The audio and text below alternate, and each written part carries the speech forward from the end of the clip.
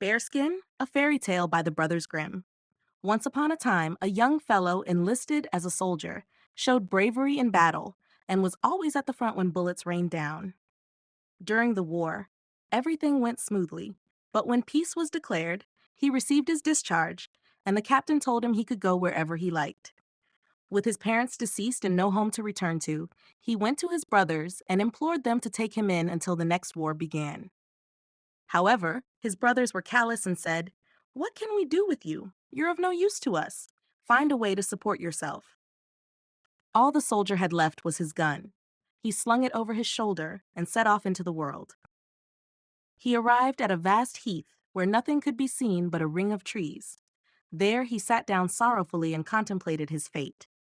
"I have no money," he thought, "and I've only learned the trade of warfare. Now that peace has arrived, I'm no longer needed. I foresee that I'll starve." Suddenly, he heard a rustling, and when he looked around, a strange man stood before him, dressed in a green coat and appearing quite dignified, but with a grotesque cloven foot. "I already know what you are in need of," said the man. "Gold and possessions shall be yours, as much as you can spend as you wish, but first I must determine if you are fearless, so that I do not waste my money." "A soldier afraid? Those two things do not go together," he replied. "You can put me to the test." "Very well," said the man. "Look behind you." The soldier turned around and saw a large bear approaching, growling menacingly. "Oh," cried the soldier, "I will tickle your nose for you until you lose your desire to growl," and he aimed at the bear, shooting it through the muzzle. The bear fell and did not move again. "I can see clearly," said the stranger, "that you are not lacking in courage, but there is still another condition you must fulfill."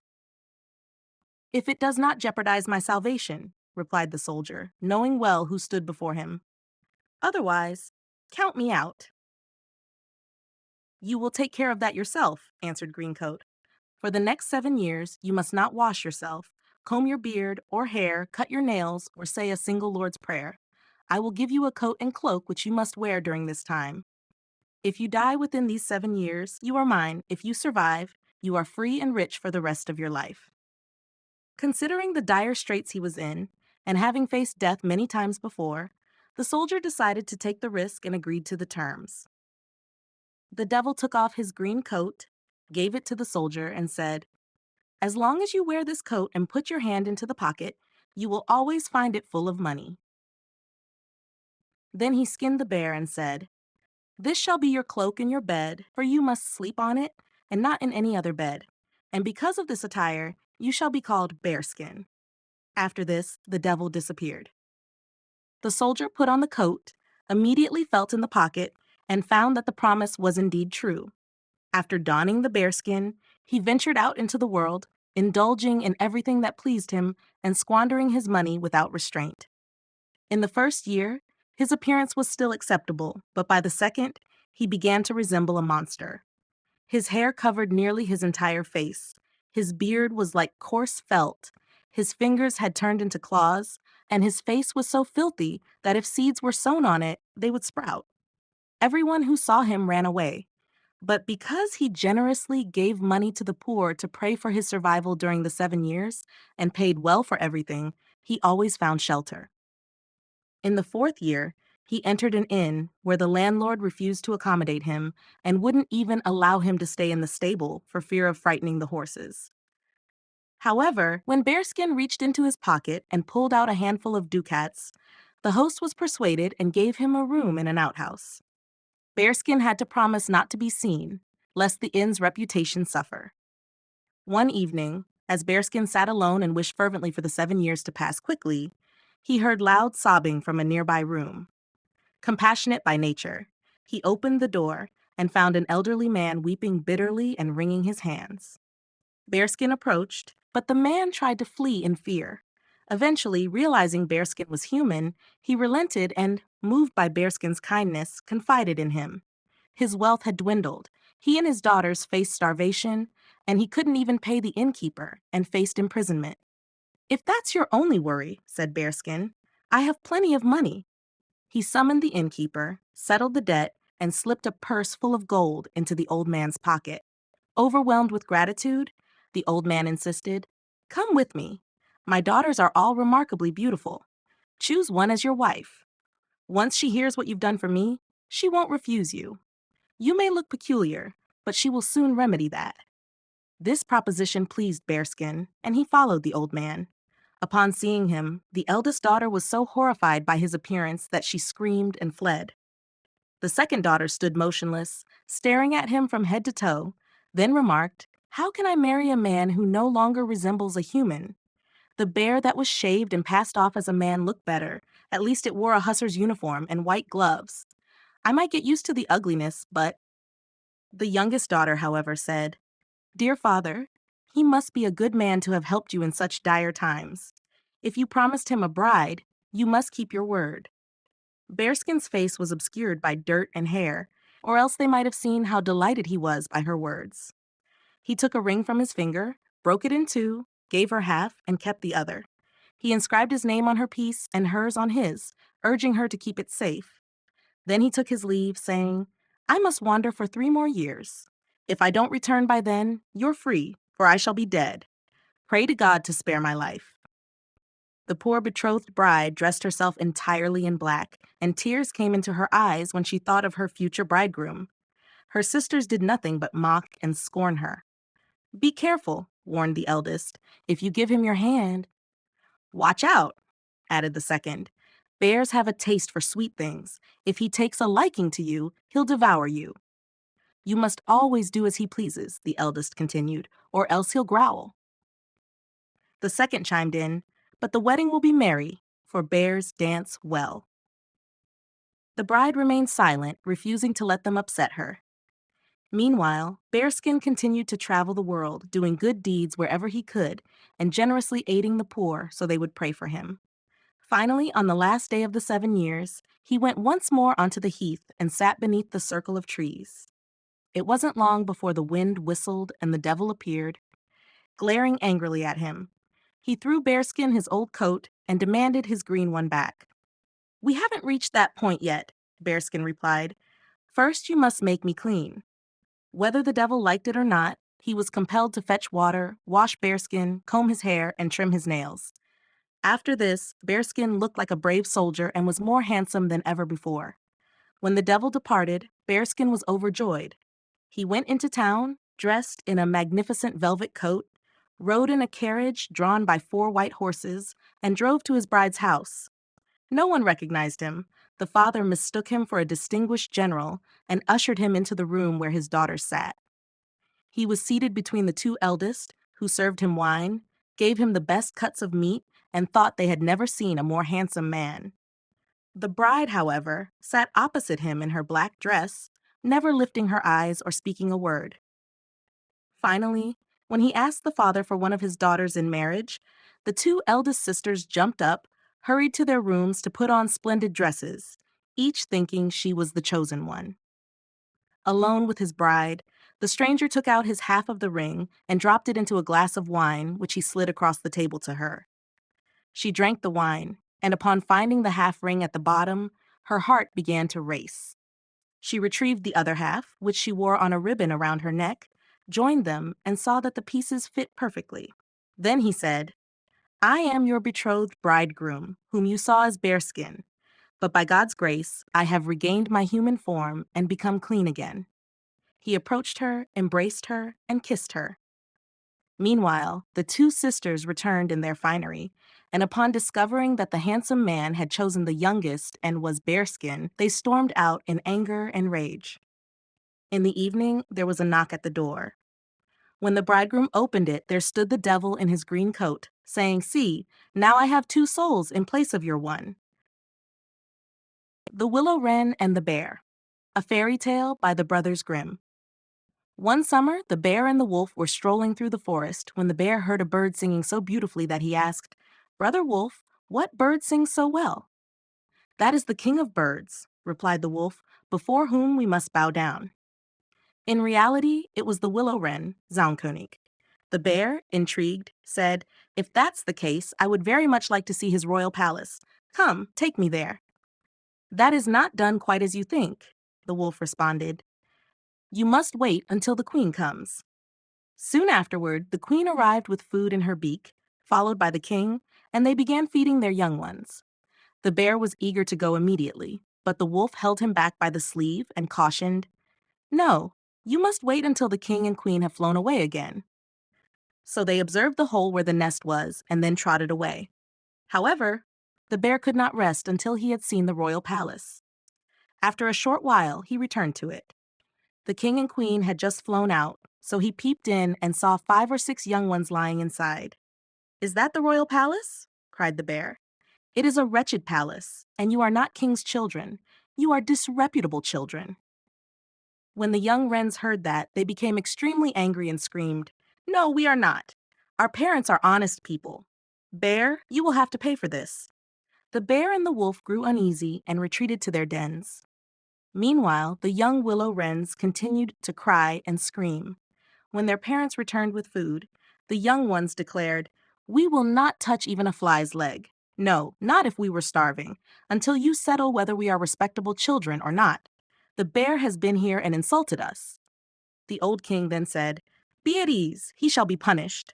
He immediately flew with the queen to the bear's cave and called out, "Old Growler, why have you insulted my children? You will suffer for it. We will punish you with a bloody war." Thus, war was declared on the bear, and all the 4-footed animals were summoned to join: oxen, asses, cows, deer, and every other animal that the earth contained. The willow wren, on the other hand, summoned every creature that flew in the air. This included not only birds, both large and small, but also midges, hornets, bees, and flies. When the time came for the war to begin, the willow wren sent out spies to discover who the enemy's commander-in-chief was. The gnat, being the most cunning, flew into the forest where the enemy was assembled and hid herself beneath a leaf of the tree where the watchword was to be given. The bear was there, and he called the fox before him and said, "Fox, you are the most cunning of all animals. You shall be the general and lead us." "Good," replied the fox. "But what signal shall we agree upon?" No one knew, so the fox said, "I have a fine long bushy tail, which almost looks like a plume of red feathers. When I lift my tail up high, all is going well, and you must charge. If I let it hang down, run away as fast as you can." Having heard this, the gnat flew away and reported everything in great detail to the willow wren. When day broke and the battle was about to begin, all the 4-footed animals came running up with such a noise that the earth trembled. The willow wren also flew through the air with his army, causing such a humming, whirring, and swarming that everyone was uneasy and afraid. On both sides, they advanced against each other. The willow wren, however, sent down the hornet with orders to get beneath the fox's tail and sting with all his might. When the fox felt the first sting, he started so that he drew up one leg from the pain, but he bore it and still kept his tail high in the air. At the second sting, he was forced to lower it for a moment. At the third sting, he could hold out no longer, screamed out, and put his tail between his legs. Seeing this, the animals thought all was lost and began to flee, each into his hole, and the birds had won the battle. The king and queen then flew home to their children and cried, "Children, rejoice! Eat and drink to your heart's content. We have won the battle." The young wrens, however, said, "We will not eat yet. The bear must come to the nest, beg for pardon, and acknowledge that we are honorable children before we do that." So the willow wren flew to the bear's hole and called out, "Growler, you are to come to the nest to my children, beg their pardon, or else every rib of your body shall be broken." The bear, in great fear, crept to the nest and begged their pardon. Finally, the young wrens were satisfied. They sat down together, ate and drank, and made merry until quite late into the night. Sweet Porridge, a fairy tale by the Brothers Grimm. Once upon a time, there was a poor but good little girl who lived alone with her mother. They had nothing left to eat. One day, the child went into the forest and met an aged woman who was aware of her sorrow. The old woman gave her a small pot and told her that when she said, "Cook, little pot, cook," it would prepare good sweet porridge. When she said, "Stop, little pot," it would cease cooking. The girl brought the pot home to her mother. With it, they were freed from their poverty and hunger and could eat sweet porridge whenever they wished. One day, while the girl was out, her mother said, "Cook, little pot, cook." The pot started cooking, and she ate until she was satisfied. However, when she wanted the pot to stop, she did not know the word. As a result, the pot continued cooking and the porridge overflowed. It filled the kitchen, then the whole house, and eventually the next house and the entire street, as if it intended to feed the entire world. This caused the greatest distress, and no one knew how to stop it. Finally, when only one house remained untouched, the child returned home. She simply said, "Stop, little pot," and it stopped cooking. Anyone who wanted to return to the town had to eat their way back through the porridge. Wise Folks, a fairy tale by the Brothers Grimm. One day, a peasant took his good hazel stick out of the corner and said to his wife, "Trina, I am going across country and shall not return for 3 days. If, during that time, the cattle dealer should happen to call and want to buy our 3 cows, you may strike a bargain at once, but only if you can get 200 thalers for them. Nothing less, do you hear?" "For heaven's sake, just go in peace," answered the woman. "I will manage that." "You indeed," said the man. "You once fell on your head when you were a little child, and that still affects you. Let me tell you this. If you do anything foolish, I will make your back black and blue, not with paint, but with the stick which I have in my hand, and the coloring shall last a whole year. You may rely on that." With these words, the man went on his way. The next morning, the cattle dealer came, and the woman had no need for many words. After he had seen the cows and heard the price, he said, "I am quite willing to give that.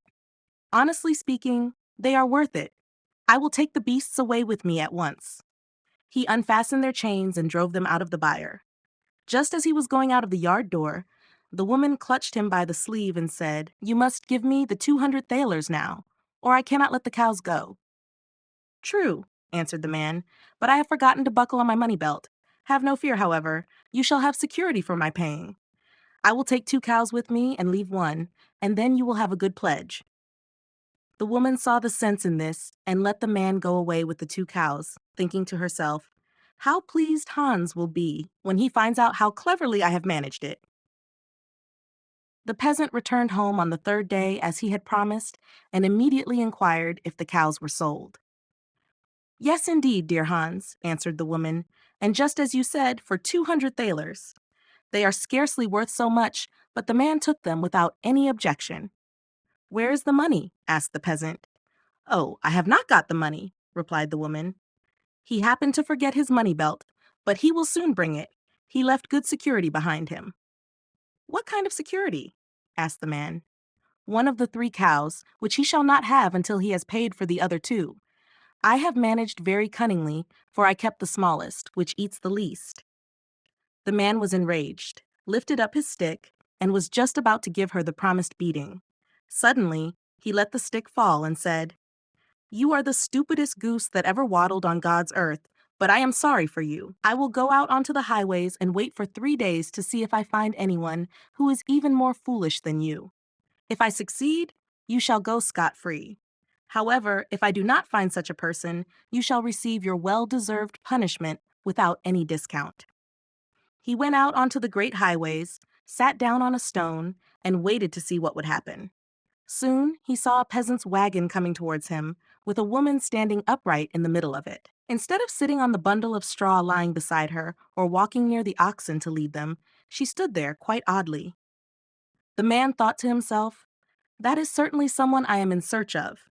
And he jumped up, running backwards and forwards in front of the wagon like someone not entirely wise. "What do you want, my friend?"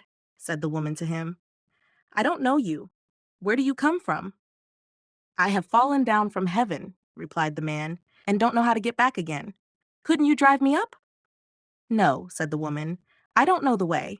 But if you come from heaven, you can surely tell me how my husband, who has been there these past 3 years, is. You must have seen him?" "Oh, yes, I have seen him," said the man. "But not all men have it easy. He keeps sheep, which gives him a lot of work. They wander up the mountains and lose their way in the wilderness, so he has to run after them and drive them back together. His clothes are all torn and will soon fall off his body. There is no tailor there, as St. Peter won't let any of them in, as you know from the stories." "Who would have thought it?" cried the woman. "I tell you what, I will fetch his Sunday coat that is still hanging at home in the cupboard. He can wear that and look respectable. Will you be so kind as to take it with you?" "That won't work very well," answered the peasant. "People are not allowed to take clothes into heaven. They are taken away at the gate." "Then listen," said the woman. "I sold my fine wheat yesterday and got a good lot of money for it. I will send that to him. If you hide the purse in your pocket, no one will know that you have it." "If there is no other way," said the peasant, "I will do you that favor." "Just sit still where you are," she said. "I will drive home and fetch the purse. I shall soon be back. I stand up in the wagon rather than sit on the bundle of straw because it makes it lighter for the cattle." She drove her oxen away, and the peasant thought, "That woman has a perfect talent for folly. If she really brings the money, my wife may consider herself fortunate, for she will avoid a beating." It wasn't long before she returned in a great hurry with the money, and with her own hands, placed it in his pocket. Before leaving, she thanked him countless times for his courtesy. When the woman got home, she found her son, who had just come in from the field. She told him about the unexpected events and added, "I am truly delighted to have found an opportunity to send something to my poor husband. Who would ever have imagined that he could be suffering for want of anything up in heaven?" The son was full of astonishment. "Mother," he said, "it is not every day that a man comes from heaven in this way. I will go out immediately and see if he is still around. He must tell me what it is like up there and how the work is done." He saddled the horse and rode off with all speed. He found the peasant sitting under a willow tree, just about to count the money in the purse. "Have you seen the man who has fallen down from heaven?" the youth cried to him. "Yes," answered the peasant. "He has set out on his way back and has gone up that hill. From there it will be closer. You could still catch up with him if you ride fast." "Alas," said the youth, "I have been doing tiring work all day, and the ride here has completely worn me out. Since you know the man, be so kind as to get on my horse and go persuade him to come back here." "Aha," thought the peasant, "here is another who has no wick in his lamp. Why should I not do you this favor?" he said, and mounted the horse, riding off at a quick trot. The youth remained sitting there until night fell, but the peasant never came back. "The man from heaven must certainly have been in a great hurry and would not turn back," he thought. "No doubt the peasant has given him the horse to take to my father."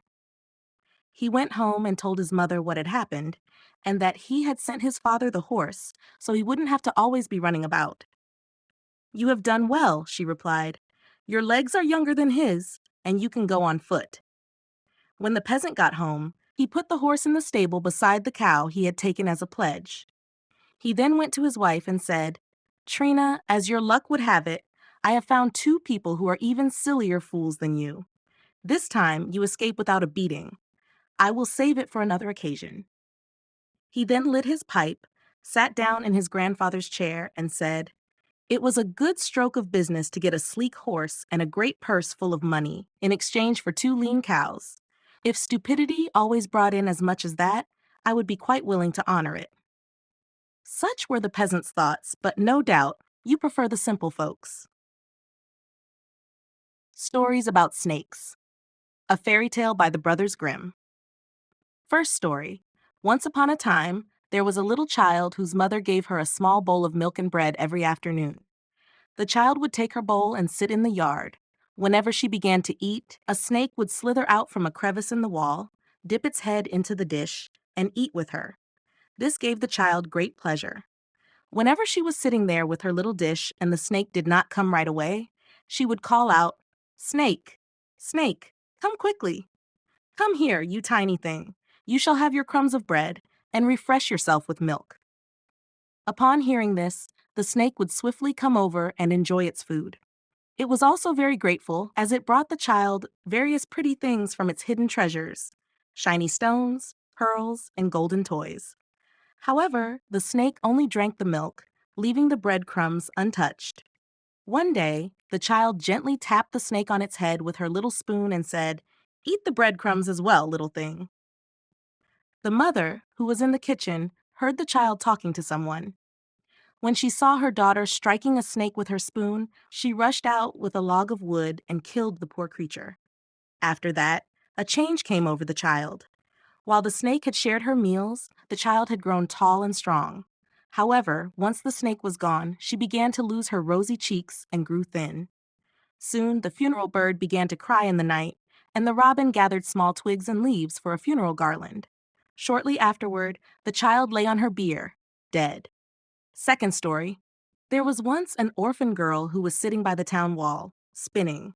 She noticed a snake emerging from a hole low down in the wall.